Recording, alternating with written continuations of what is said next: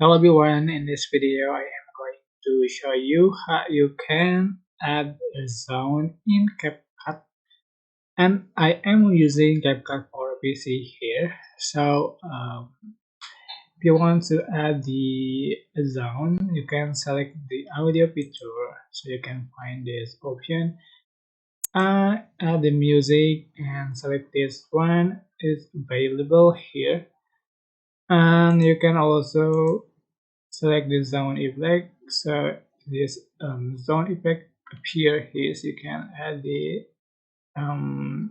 as you like.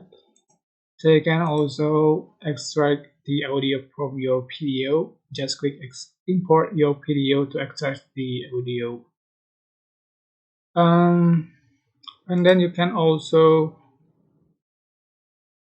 uh, add the audio from the TikTok account. Just link to TikTok account here, and then you can also add the recording your voice here by click this record icon.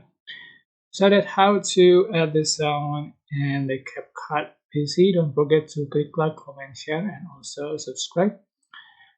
And if you have any question, please leave in the comment section down below. Thank you so much for watching.